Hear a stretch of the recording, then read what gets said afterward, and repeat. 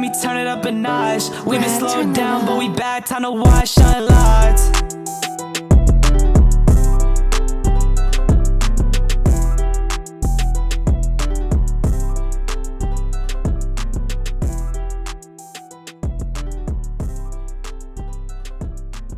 What's going on, everybody? This is J.R. Smith here at Unlocked. This is our sponsored program. This is sponsored by All Access GTE.com. So make sure you unlock your All Access pass to go anywhere you want around the world or wherever for golf experiences as much as you can. Check us out. What's up, everybody? My name is Ryan Gano. I'm sitting here with my esteemed colleague, Mr. J.R. Smith, and welcome to Unlocked. The golf podcast, Golf Experience podcast, where basically the barbershops meet in the pro shop. And we have invited one of our good friends here today to chat about our golf obsession. And please welcome Mr. Well, hold on, let's do this right, Bryce. 4th round draft pick, 2015 by the New York Jets. We were 2-time Big 12 champion, Offensive Player of the Year in 2013, 2014 Heisman Trophy finalist, Mr. Bryce Petty. So welcome, Bryce. Man, that is nice. Yeah, look at that. My guy, let's go. Wait, That's a tee shot. That's a tee shot. That is, right? And you walk up with the tee for number one tee. That's what we got to do from now on is we're going to do, like Riviera does that. Yeah. Have you done, hey, let's dive into this shit. Have you done Riviera? No, need to, want to. So one of the cool things that we talk about all the time is not just like golf course, right? It's vibe, it's experience, and all the cool stuff around it. And I don't want to offend anybody at Riviera, but let's say that there's not a lot of hang at Riv, not a ton of vibe. No. But the golf course is wicked. But the cool thing they do is everybody, bro, like every single person that tees off on number 1 at Riviera, which is a whole other conversation we should have about the best first tee boxes in golf, because Riv is up there. But they announce you, at the 9:10 tee time this morning, Mr. Bryce Petty. They announce you before you tee off every single golfer, and it's pretty wicked. It's a great way to get the adrenaline going. I mean, there's nothing better than topping your first tee box off of an announcement. So crazy enough, I was actually at Bluejack this weekend. Or this past weekend, which if you guys haven't been down here, come on, he's a place every time. He was a member down there, and I've been down there. Well, with the boys, right? You played with our mutual friends, Colin, and I've been down there and the crew a bunch of times. Yeah. And so they did this. They did the same thing. But luckily enough for me, I striped my 2-iron right off the bunker, which is what I wanted it to do. And then we were off and running with an 87. So there you go. It all goes downhill. So let's start at the beginning here a little bit, Bryce. When did, and obviously we know a lot of athletes, current and former athletes, have fall in love with the game of golf. When did that start for you? Man, actually, crazy enough, I'd like to say it was in my blood. So my mom was on the Nike's women's tour, which was kind of like the Futures tour back in the day. Yeah. And then actually, I guess I ruined the plans for that because she had me and then gave it up. But I really got into it, I guess, my sophomore year of college. I had a buddy that was from Johns Creek, Georgia. Shout out Andrew Firking if you're listening now. But so we just started putting around, man. And that dude would have to give me like 15 strokes aside. Had my baseball swing. So big slice? Baseball, huge. Yeah, I'm fighting it 35 years later. Ryan, there's a thing called a BRYCE slice that you guys had to witness. It was like four streets over kind of slice. But I tell you what, it's just one of those things that, there's so many great quotes of golf, but it's something that you'll never master. And so it's fun as an athlete that, a quarterback or a shooter, JR, you always want to master your craft, and to be able to do that over and over again, it's something that you just kind of aim and strive to get to, and you'll never get there. So it's just fun to go grind sesh and then play and do it all. I love it. And we got to go back up a little bit. We got to go talk about Bluejack. Yeah. One of my favorite experiences in golf is going to Bluejack. There's a couple things for those who obviously have not been to Bluejack, and we're blessed enough to have been down there. First and foremost, stay away from the jackhammers. I go for the barbecue. Yeah. Yeah, but no, remember they got that Slurpee machine that pours frozen jackhammers, which, Bryce, do you know what's in that? I don't ask. No, I don't ask. So it's like vanilla vodka, peach something, but it sounds kind of gross, but it's amazing. It's amazing. But yeah, it's really good. But what was your spot at Bluejack? The barbecue spot. I think it's 12. 12 team. Number 12, yeah. Yes, sir. Did you guys take the tequila shot out of the ice glass? Yeah. I mean, I don't drink. Speaking of tequila, and we don't have a sponsorship yet, but that's under Zool as a sponsorship. No, not yet. But it's under the table. Oh my gosh, come on. So the answer to your question, yes, we did the tequila shots. Matter of fact, wait, hold on. Last time I was at Bluejack was with you. Yeah. Tequila out the barrel. No, but remember, I got there late. It was JR, one of our other buddies, and it was who was Justin Williams from the Carolina Hurricane, Stanley Cup champion. Yeah. And I got there late, which is a whole other story. And I walked out to the tee box. I had never met Willie, and he just started talking shit from the beginning. So I go to 12. So of course I grabbed some like chorizo and a quesadilla and a 40, and I proceed to top my tee shot into the water on 12. That's how it went down. There's probably worse things that can happen. The chorizo and all that stuff makes it better. Yeah, that's right. But the crazy thing about Bluejack, I don't think people get, outside of the candy hut that they have on, like, what is it, the 4 tee box, 5, 6, something. So they have the shop full of candy. They've got literally, as JR was mentioning, it's a full-fledged barbecue where they make quesadillas and chorizo, and they got the tequila shots, and they have all that on the 12 tee. Yeah. But they have a bowling alley and ping pong. They have a fishing pro that can take you out if you want to go catch some bass. But they also have mini Fenway wiffle ball. And a basketball court. Do you want to tell Bryce about what happened that night that we went and played basketball there? I don't remember losing, so no, we quit on each other. Oh yeah, so it was a long. I don't remember losing. It was a long day at Bluejack. We were playing in a member tournament there. Yeah. And we had a normal night at Bluejack, Bryce, and we thought it'd be a great idea. You know, I'd like to consider myself a decent shot back in the day, and I said, "All right, JR, let's go shoot." Please, come on, man. So we went out, and we're going to play a game of horse. His eyebrows move forward. Yeah. Oh, gosh. He knows better. So what ended up happening is I bet we each shot about a dozen shots. Yeah, I think we made 2. Yeah. Combined, though. Yeah, combined. Okay. I made both. No. Yeah. So we decided to quit. Jackhammers came to the basketball court, is what you're saying. So we decided to quit our game of horse because we would have been out there all night. Right. So did y'all even attempt the par 3 course? Did y'all do the par 3 night? I didn't even think. Okay. Fully lit par 3. We played like a 17-some. Yep. It's so good, man. So let me ask you guys this, being avid golfers. If you make a hole-in-one on a par 3 course, can it go in the record? I would like to say no. Emphatic hell no. No way. See, I'm with you. So do you guys remember, I think it was hole 4 or 5, the uphill, it's like 75-yard, a little uphill. It's got a shelf. Yeah. It's right before you have to hit the one behind the tree where they have the green kind of behind the tree. Yeah. I dunked it, but I can't call it. I call it. I think, No. So here's that's purple. That's purple ribbon stuff. No, wait. You can't hand out purple ribbons. Did you dunk or did it bounce? Okay, so I didn't dunk it. All right, it's technicalities. All right, hey, but look, no technicality. Here's the thing: should he be on the hook to still buy drinks?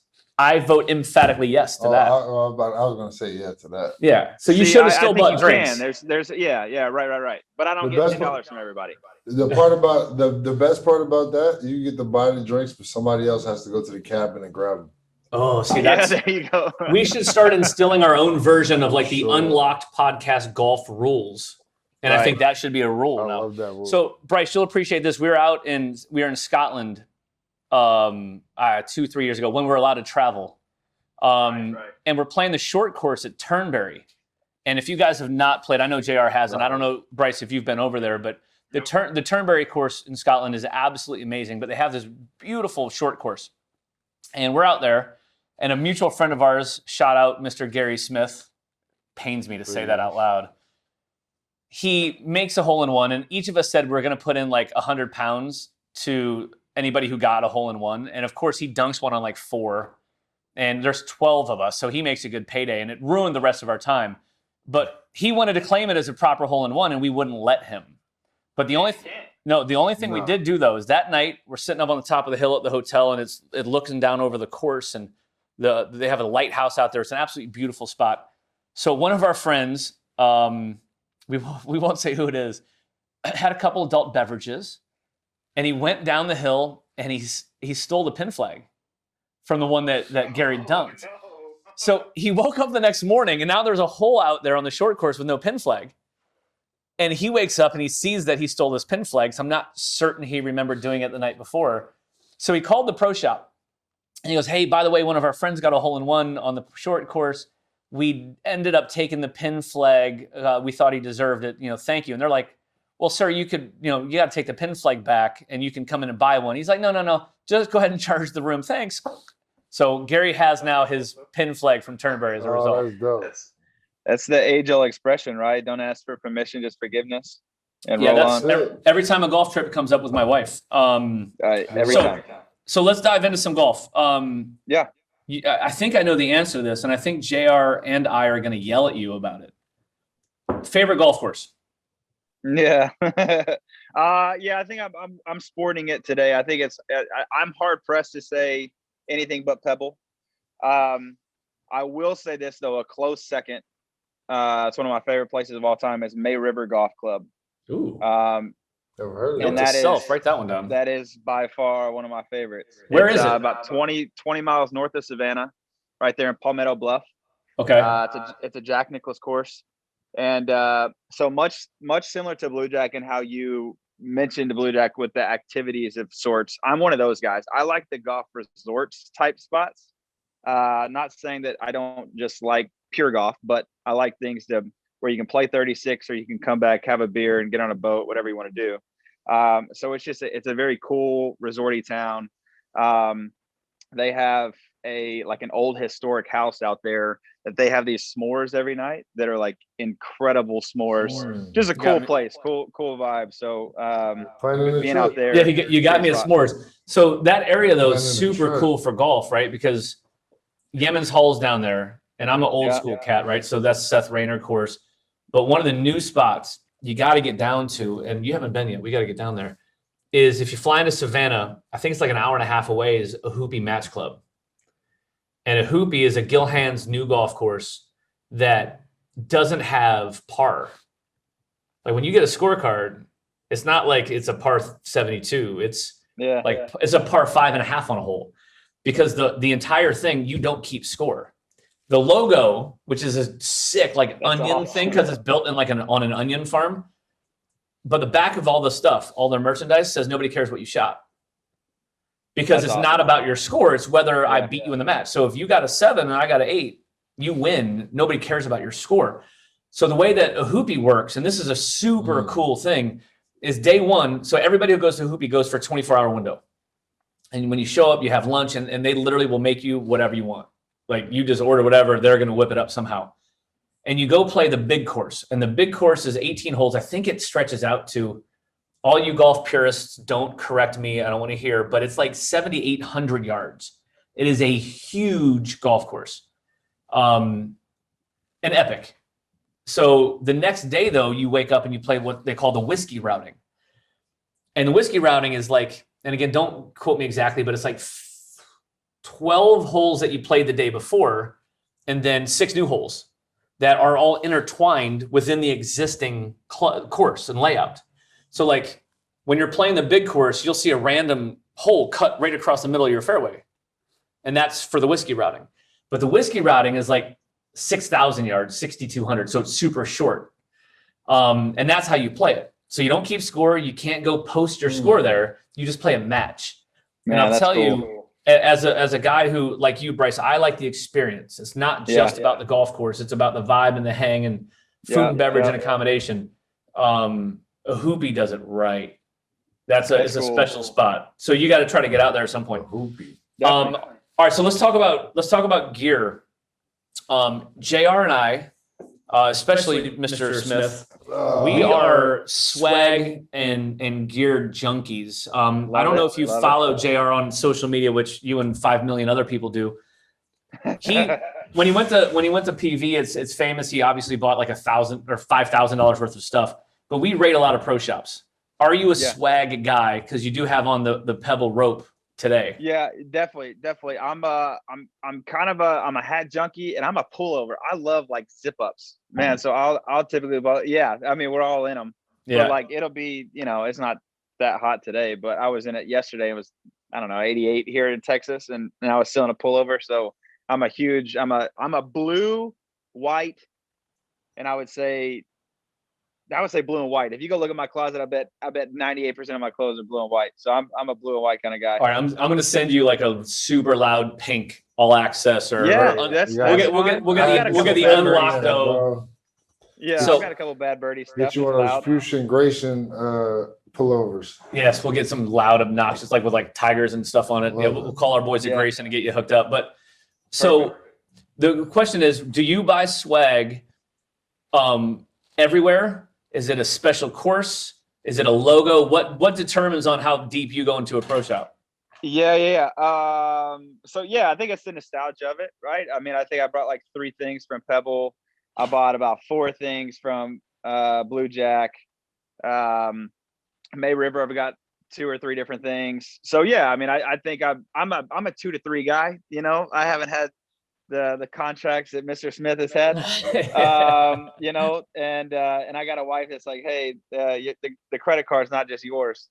So, but to your point though, I think it's the nostalgia of the course, and then I like to buy things that I've played. I appreciate when guys give me gifts, but if I haven't played it, I typically won't wear it. Man, I have literally in the office over here, I have an Augusta National proper golf shirt. Not a Masters one from the club, and it's still in the plastic because I won't wear it. I got the same thing. I bought a Masters t-shirt, but I haven't played it, so I don't wear it. Yeah, it's funny. All right, so speaking of places you haven't played then, what is the one tee time dream course place you haven't yet to play? Shoot, man. There's probably a couple.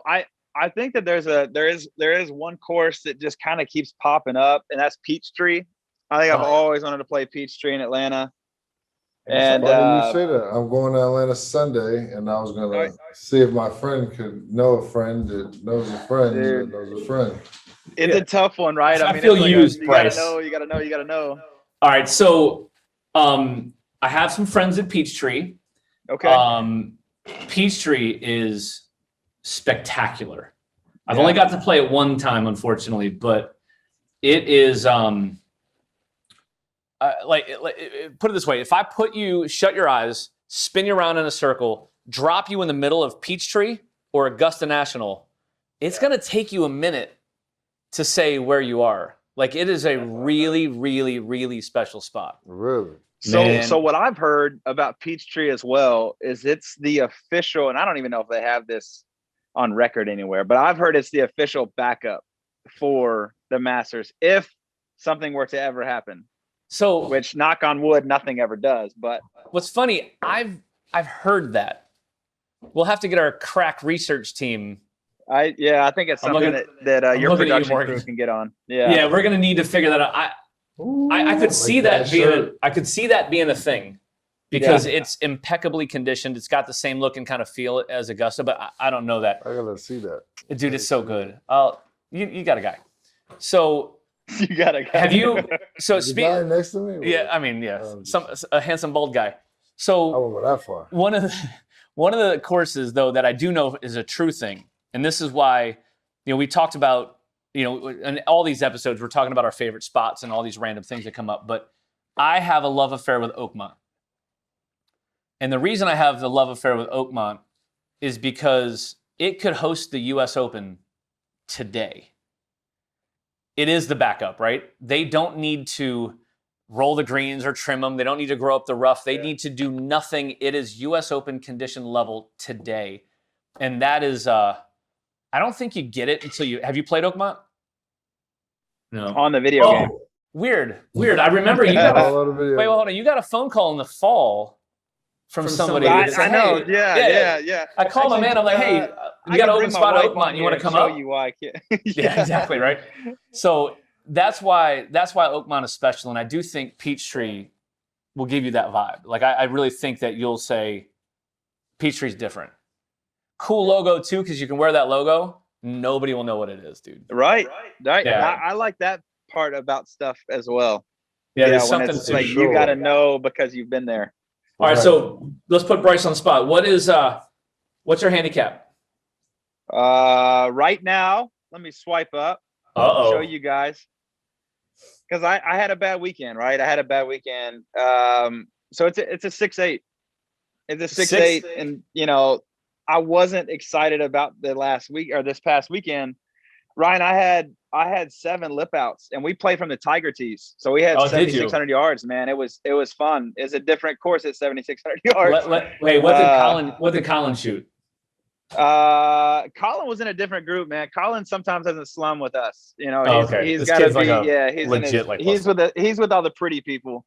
But I'm sure he went 64, 73. He might slap me for saying that. He might have gone lower. I don't know. Ryan, right, or not Ryan, but Colin can go low. Yeah, he can play. We were down in Pinehurst with him a few weeks ago. That kid can play.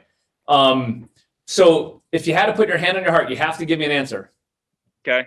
Is your 6-point, whatever it is, vanity or sandbagging?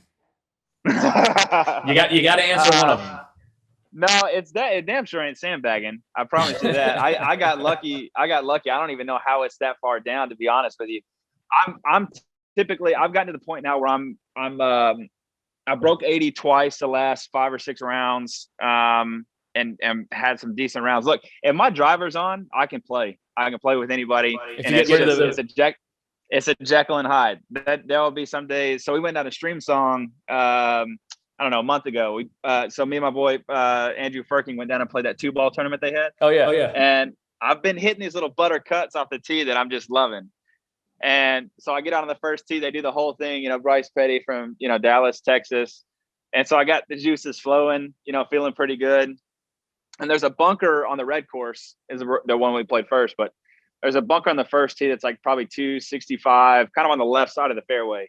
The thing about Streamsong is their fairways are like 85 yards wide. Right? So there's no reason for me to even, act like you don't even look at that bunker. Or Tiger.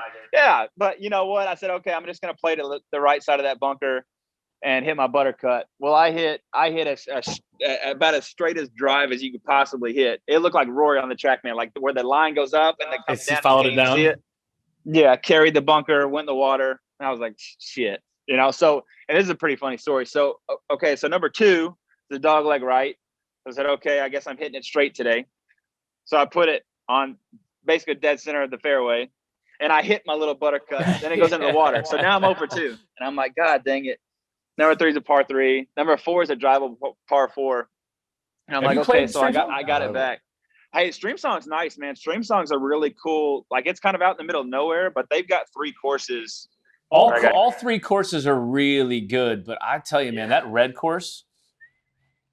Yeah, that place I liked is it. Good. I tell you what, that blue course was my favorite. I love the blue course. That's I went 78, but that's the cool thing. That's a number there. But that's one of the cool things that we talk about golf all the time, right? It's literally taste. Like, blondes or brunettes. It's what do you like? I like red. You like blue. But yeah.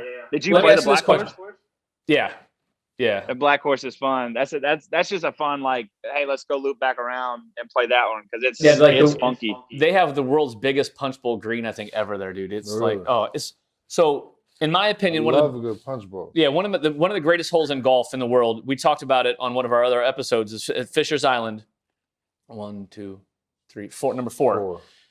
And it's maybe the best 2-shot par 4 on planet Earth. But their punch bowl there is pretty good. National Golf Links has a brilliant punch bowl. But the one at Streamsong, Somerset's so good. But the one at Streamsong is like 3 times them. I mean, it's just you can have a putt. I think you can have like a 90-foot, 100-foot putt from like one corner to the back corner. And there's like 3 or 4 dead elephants on that green too. Like it's crazy. And I think the hole before that is actually one of the biggest greens in the country.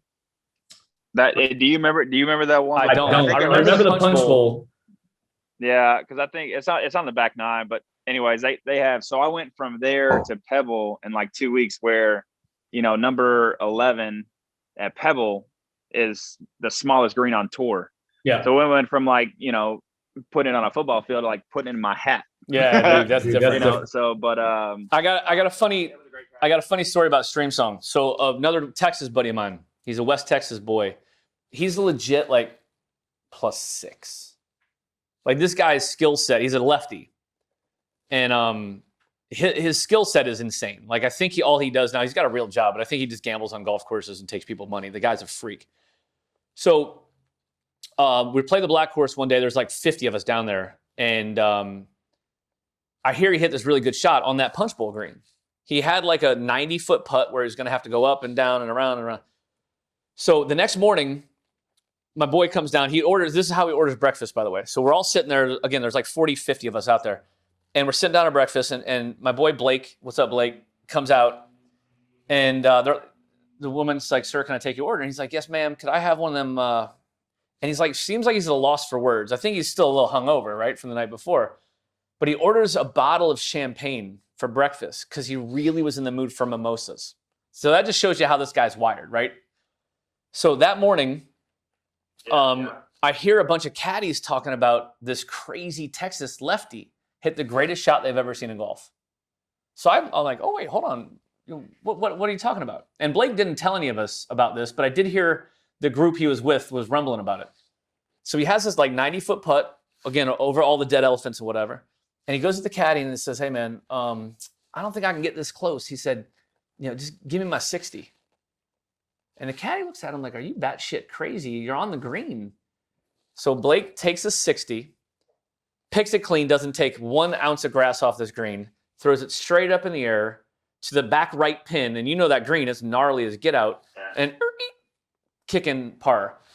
And the 2 caddies that were there who were telling the story said they've been caddying for 45 combined years, and it was the single best golf shot they've ever seen. Can you imagine taking a wedge off a green like that you had to hit 30, 35 yards? No. That's like the Romo shot. Well, what Romo shot? That shot off the stands at the. I think that was at Pebble. Man. I think it was. Was that during the Pro-Am? Yes. He went down. He went down to the jump left of 18, right? Yeah. That shot was dumb. So that leads me to another question I got for you, Bryce. Yeah. Best non-professional golfer you've ever played with, and he's probably gonna say Romo though. I haven't played with Romo. I played in the group in front of Romo. Oh, okay. At Trinity Forest. I never played with him, but shoot. I've played with a couple of good guys. I actually have probably one of the best golfers I play with is I've got another West Texas buddy, Tad Darling. He's a +1 or 2, but I've just never seen somebody. Every time I play with them, 150 in, it's within 8 feet. I mean, every time. It's those are the ones that you can tell like that know what the heck they're doing. Is they play from the hole back. Where like most people will sit there and be like, oh, okay, 420 yards, I bring out my driver. Like he is, what can I get to 85, 95, 105? That's kind of how he plays, and it's fun watching him. I don't have the skill set to try to play golf like that, unfortunately.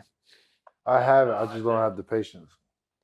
Yeah, This is a guy, Bryce, that every time we play, like we're generally teammates when we're going and playing places, and I try to tell him he never ever needs to hit a driver. He hits his 3-wood 300 yards. So like, don't hit driver ever.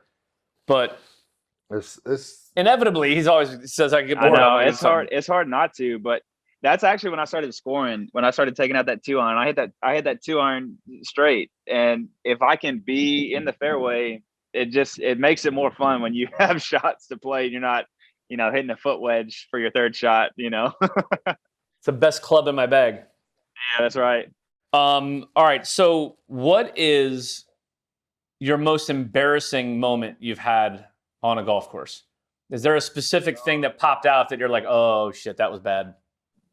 I mean, I've had several. You know, there's nothing worse than, you know, topping it off a tee box when everybody's watching you.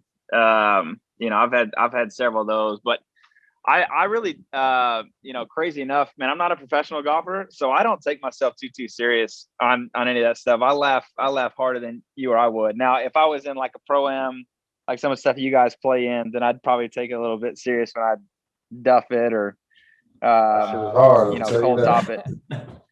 Do what? That shit is hard. Yeah. Like, he gets to do all the fun stuff, the celebrity stuff. I would. When we talked about it during one of our other episodes, when he was playing the Pro-Am at 16 at the Phoenix Open, you know, you're hitting, what you hit, like 8 iron, 7 iron? Something like that. In front of 35,000 people. Yeah. Like, and for sure, I thought I was about to hit the green. Oh, he did. He was so confident too. He's like, oh, there's no chance I missed the green. No chance I missed the green. So let me ask you this. Like,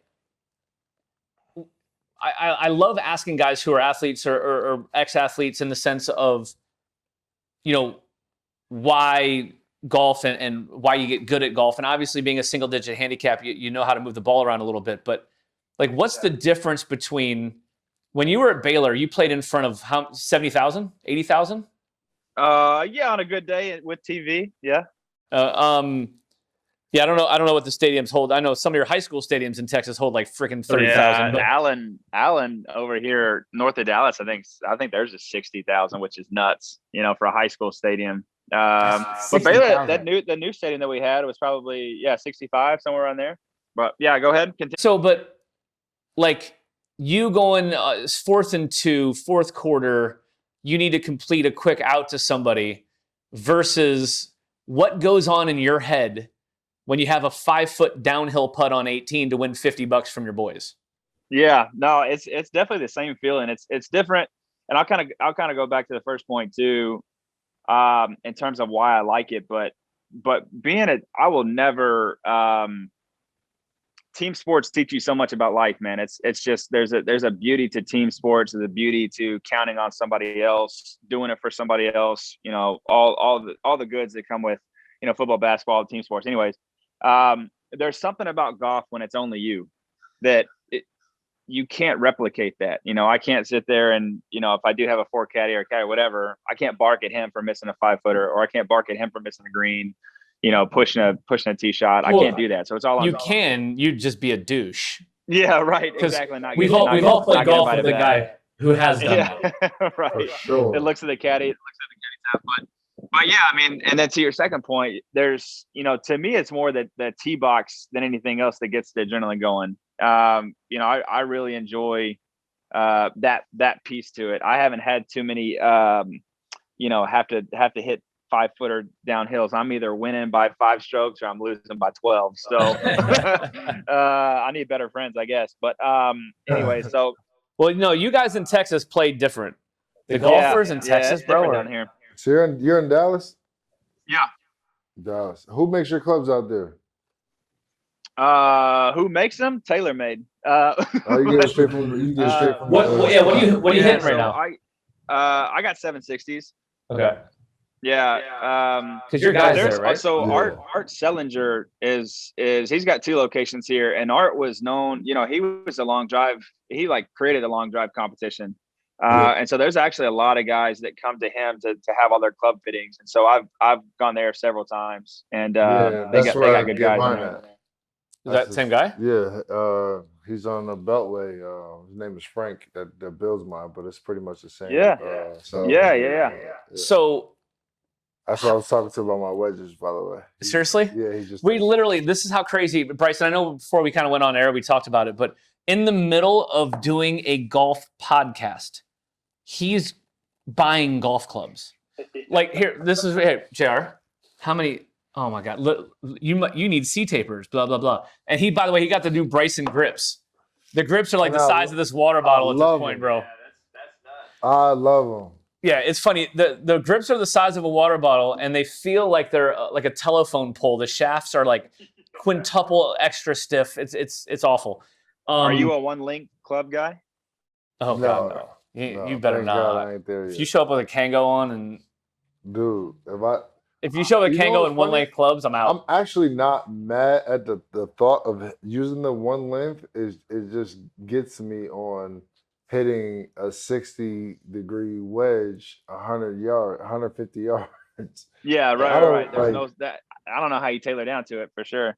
yeah. Well, I was once told by a wise man, golf is a game of proximity, not distance. And that's a good thing for me because I can like full turn hit my driver like 210, solid heel cuts all day. It's fantastic. Yeah, he's got he's It's consistent. he's Yeah, got a Ryan cut. Oh. That Bryson cut, he's the mate. Yeah. yeah. We call it something else that I'm not going to put on air. Yeah. But here's the question I had. I was going to embarrass JR. How many sets of clubs do you have? Hand on your heart right now. Now I have what? I have 2. I've 3, literally shipped you more than 2. Right now, no, I got rid of a lot. Oh, okay. I shipped them all to my guy and traded them in.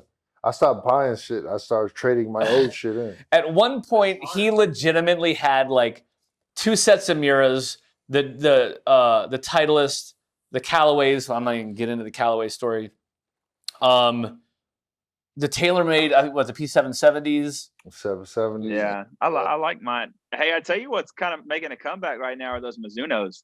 I've had a couple buddies get fitted for Mizunos that love them. Those JPX, I love My those. favorite iron I've ever had were like when I really first started playing were those Mizunos.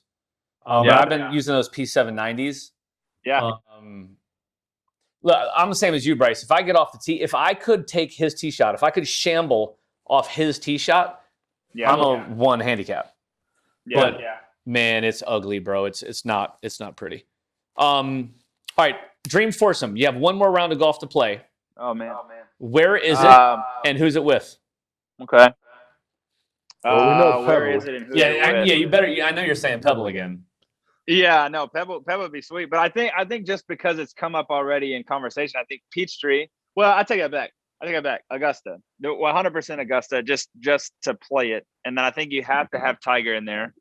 I think Tiger's what he's done for the sport, how much enjoyment I have watching him. Again, kind of talking about the perfect your craft kind of deal. I love watching what he's done, but. So I think, is it only golfers, by the way? No, it can be whoever. He had Ali in his Dream Foursome. Okay. Yeah. So, man, I think it would be Tiger. So Brett Favre was my guy, so that's why I asked. I was a huge Brett Favre fan. I think that'd be awesome. Denzel Washington, one of my favorite actors of all time. I think that'd be Most random answer we're ever gonna get on this show Man. is Denzel. Yeah. Wait, Training Day Denzel? Like, you need him to like yell at you the whole time you're there? No, not that guy. I like I tell you what, oh my gosh, if you wouldn't have said it. How do I not remember that movie? The movie where he's like a kingpin, like a drug lord or whatever. What's that movie? American Gangster. Yeah, that kind of Denzel. Crack research staff back there. Yeah, there you go. Working the phones already back there. So that's my third one. And then my fourth one, I think would have to be, I think Spieth. Yeah, bring a Dallas guy. I've always wanted to play with Spieth, and I think it'd be fun to watch that dude putt it around the course a little bit too. So that would be my foursome. It would be a random foursome. You know what? I just had a thought come up about, do you know who would be a fun guy to golf with? Because I was thinking about somebody who said something about Spieth the other day. So somebody sent out a tweet that said when Spieth doesn't talk to his ball while it's in the air, he just assumes it's going in. Max Homa. Yeah. That dude Max seems to be like pure comedic genius. We got that. You know him? Yeah. Max, JR is going to call you to come on our show. For sure. We have to talk about So it. this is the thing I want to know, right? Because there's two types of funny. There's funny that is like very witty and very quick. And then there's witty that like, sometimes has to take a while. So I want to know from Max, and it's not a hit. I just don't know. Everything's on Twitter. But Is he that funny in person? Is it that fast? No, he's always that quick? it's consistent. It's got it. It comes off the top of his dome and he lets it fly. So that's perfect. That makes it good then. No, And he's playing sure. good. He's playing good golf too. So I'll tell you what, he's fun to cheer for. It's funny, man. I've gone down several rabbit holes of I have like 9 total followers on Twitter, so I'm not on it very often. right. But going and seeing and going to Max's page and just seeing him roast people's swing is just freaking hysterical. I love it. And it became a thing where like people knew that their swing sucked. Yeah, they're and like, just Max, roast me. Yeah, which is great. Now I just don't understand how our society did, and I probably shouldn't even start in that. But how you get so upset? How you get so upset with things on Twitter or social media, what people say, but then you're gonna send your golf clip to get roasted. So it's just funny how there's some sensitivity, and then there's some not. I think life's about that. That's why I like golf, is because you can't ever take yourself too serious, But anyways, I need to send my video to Max and see what he says. Hey, feel free to send it to us, and we will dive into it on a future episode and make fun of you I can't talk about nobody's swing, man. My shit sometimes looks bad. It's no. It's super annoying that his golf swing, like, blow you up a little bit. If JR can chip and putt, his golf swing is a scratch swing. Yeah, and it's funny too, because I want to ask some other guys when we get them on. They always say that free throw shooters are generally good putters. Michael Jordan was famous in that. What was that? The old school, not My Playground. The Michael Jordan old school. I had it on VHS. It will come. Crack research staff will find it. But in this video, it talked about Michael's obsession with golf, and he says shooting free throws is like hitting a putt. And I got a guy next to me who's got NBA records for shooting skills, and I don't know, what was your career free throw shooting percentage? Shit, I don't know. You don't know? That's the best. You know your stats. I hate when I people don't say know that. my stats. I don't know my stats. Right. It's fine. I know all of my I was stats too busy through playing. I wasn't looking my at the 7th back of grade my CYO year. bubblegum car. That's not. I got your basketball card in the other room. But usually they say people who are good free throw shooters should be good putters. Yeah. Yeah, that's I'm what just it saying is. I that- mean, it's a feel thing. I'm a That's three-point shooter. I'd like to say I'm a decent putter. It can't get away from me every now and then, but it's the same thing. It's that being able to kind of, shoot to see or shoot to look, whatever you want to call it. But anyways, yeah. It's like being next to a short guy who can't keep the ball in the fairway. It's easy. It's just the clubs are shorter. You're more compact. You should be able to keep it in the fairway. Speaking of short guys, we have. I was at Top Golf last night, and I was using my son's driver. Right. It's like this big, and I think I hit it better than my actual driver.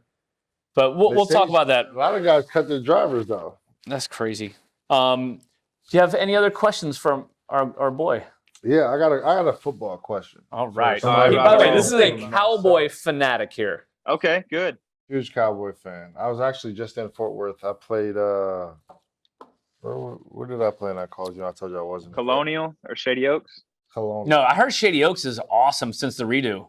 Hey, I've yet to be out there, but that's hopefully happening soon. Go ahead. My boy, shout out to my boy Bo. We're gonna hit you up for Shady soon, buddy. But For sure. So I was at Colonial, and I kind of told him I wasn't really impressed. I thought it was a good course, but it wasn't really in good shape and all that. But being Texas football, how hard was the transition for you to go from high school to college, especially as a quarterback? Yeah.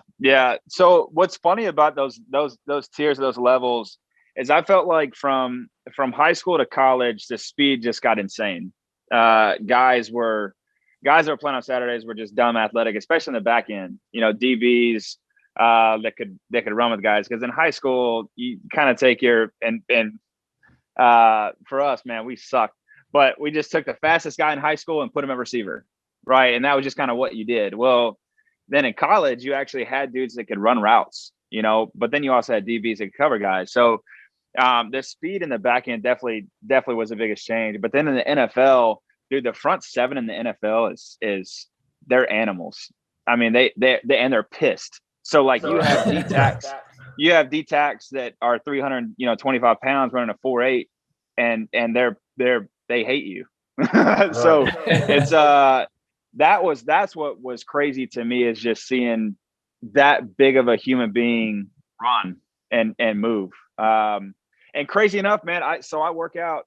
There's a place called Trophy Club right down the street, and there's a place called 3 Volt, and DeMarcus Ware owns it. And so he's got this class at 5:30 every morning that he's out there still. Did y'all see that video of him doing that 60-inch box jump or whatever it was? No. I did see that. Yes, I did see that. Stupid. It just doesn't make sense. But you look at him and you're like, dude, you are well into your 40s and you still are that big. And it's just those guys are just different. They're a different breed of human. They're like test tube babies, man. All of them. Hey, man, all I'm saying, speaking of defensive lines, as a Cleveland Brown fan, we got better yesterday. Jadeveon Clowney will see no double teams in this coming year. Yeah, him and Myles Garrett, that's not fun. Well, they said he was giddy. He said Myles Garrett is going to take all the double teams. He said, I'm going to see one guy blocking me, please. And he's got one job now. He still has the hit of all time. Hey, my friend, I'm a Buckeye. Ooh. Yeah. And obviously I dislike everything except the golf in the state up north of us. Right. But that hit, man. That's when you text all your Michigan buddies. Yeah, you text all your Michigan buddies on that one and be like, that may be the greatest hit in football history. That should have kept me on a golf course right there. If I was that running back, I would have been playing golf ever since. Who was the running back you hit? Was that Mike Hart? Man, you're testing me now. I don't remember who he hit. But I don't know. I can't remember. You got who are the Twitter fingers back there behind you? Can they look that up real quick? Yeah. Come on, guys. Jadeveon Clowney's hit against Michigan. He decapitated a guy. And the funny thing is, dude, did the tackle even get out of his stance before Clowney was past him? I don't know what the hell happened. I just know Vincent Smith was the guy that got hit, by the way. Oh, okay. That's kind of one of the that's just not fun being known for. That dude could have 3,000-yard seasons and be first round, but he's always going to be known for getting the shit kicked out of him. Who hit you the hardest in your football career? Dude, I'll send you this picture too. You go ahead and post that for Letterhead. But he's a good buddy. He's a good buddy of mine. So it's all fun and games now. But so we were playing the Dolphins on a Saturday night, my second year. And Wes Johnson, center out of Vanderbilt, came up to me, and this is when their D-line was dumb. I mean, they had Ndamukong Suh, they had Cam Wake. That's another test tube baby in and of itself. And so they had dudes on that line, and so my center Wes comes up to me like, "Hey man, they're jumping this snap. Let's go on 2." I said, "All right." So I call the play. Hey, we're gonna go on 2. Ready, break. So I get up the line. I say the first hut, and Wes snaps it. So no one else moves but Cam Wake and the Ndamukong Suh. And I contemplated leaving the game after that. It hurt so bad. And so crazy enough, I don't know how this happened, but my rib was actually inverted. When I got back to like the Cairo and like they had the little SRT guys, like kind of rip. Did y'all ever have that, JR? All those guys. I mean, they're like some witch doctor stuff. I don't know. But anyways, he was like, dude, your rib is somehow inverted. I don't know how it didn't break, but it's inverted. So anyways, that was the hardest hit by. Did they both get you? Oh, dude, I got sandwiched. It was so bad. It was so bad. Did you kick your center in the nuts at that point or no? No. So for his thank you, this is actually probably my favorite part. So it's for his thank you. We lived in the same building. So he put cookies on the hood of my car, but he ate like half of them. So he had like 3 cookies eaten out of the thing. I'm like, dude, you have an inverted rib, but you have a partial cookie package. Yeah, exactly. Yeah, that sounds fair. I'm sorry, bro. Go figure. Yeah. I'm sorry that you almost died. Ndamukong Suh, bro. I mean, Aaron Donald and Ndamukong Suh, are there 2 scarier dudes? Like, they wouldn't have come. I'm more scared of Sue than I am Aaron Donald. You see what happened in the news with Aaron Donald, though? Only because Sue, I feel like he's got like 2 screws missing. He's very under control. He knows he's a force of nature. He can mess you up, but he's not like. Oh, hey, All I know is, Trying to decapitate you. I agree. I mean, look, Ndamukong Suh had some pretty ugly hits early in his career. It seems like he's a little bit. Yeah, I think Aaron Warren Donald Buffett's got him in a good spot. He's got him doing some zen. Yeah, right. But Aaron Donald, I feel as if Woosah. could legitimately look at you and rip your arm off of your body and not even break a sweat. Dude, he's Some of those crazy. workouts- I mean, that guy's literally had double teams his whole career. Did you ever play against James Harrison? Because that's another one of those cats that he's like, how old is he? Like 50? Oh yeah. I got sacked by James Harrison. Yep, when he was with the Patriots. Because he's another one of those dudes that's just absolute I don't want to get animal. hit by him. No, I don't want to get You hit see by that him. commercial he had? Yeah, when he's chasing the dude. He's chasing the guy around out of his house. Yeah, he's got some good commercials. Dude, his social media page is insane with all the workouts he does, man. He's amazing. Yeah. He loves it. What's your favorite club in your bag? Well, that's a good one. Oh, that's a great question. So this is going to be interesting for most people. I feel like I don't think y'all are going to get this answer much, but that 2-iron that I have is a 790. It's got a hazardous shaft on it, so it's got a little driving shaft. And the sweet spot on that club is the entire blade. It is so sweet. Wait, and so when I hit that, it feels so good. Are there any grooves on the hosel? Because otherwise, it's probably not the right club for me. No grooves on the hosel, buddy. All right. Yeah. We'll work on it. We could probably make those. What 2-iron is it? Do what now? It's a 790. Oh, it's a 790, but it's got It's got the shaft hazardous on it. shaft, All right. like the little driving shaft on there. So I'm gonna have what to- we need I'm to gonna do have to- is take this podcast down to the Kingdom, down there in Florida, where you guys play golf a lot, and get us a nice fitting is what we need to do. Well, like Bryce, that. speaking of which, we don't have any club sponsors yet for the Unlocked podcast. Mr. Smith, No, what do we you do think not. about that? I think we need to work on that. Yeah, this we're could gonna be have a good. phone number. Call us, post us, Yeah, tweet for us. Sure. Yeah. We'll work on that. So, my man, thank you so much for hopping on and taking some time out of your Appreciate day. it, It looks bro. like you're about, yes, cheers. I don't have Yes. I don't like to, yeah, we're cheers, you buddy. Cheers. Cheers, buddy. Cheers. Thank you very much. We look forward to teeing it up. Definitely. And we'll make sure we catch up soon. I know we got some plans to either have me hop down to Dallas or us down to Dallas or you up, Oh, but for sure. we'll make a plan. Would And, love that. again, thank you. Do we golf clap? Like he hit his putt on 18? Mr. Bryce Petty, ladies and Oh, gentlemen. thank you. We Guys, it was Awesome. great. Y'all be good. All right, buddy. I'll talk to you soon. All right. Cheers, man. Want to take a special thank you to our sponsor for the Unlocked podcast, All Access Golf Travel and Events. To unlock your next golf experience, head over to allaccessgte.com to check out our lineup of events and golf experiences all over the world. Hold on, let me turn it up a notch. We been slowed down, but we back, time to watch shine lights.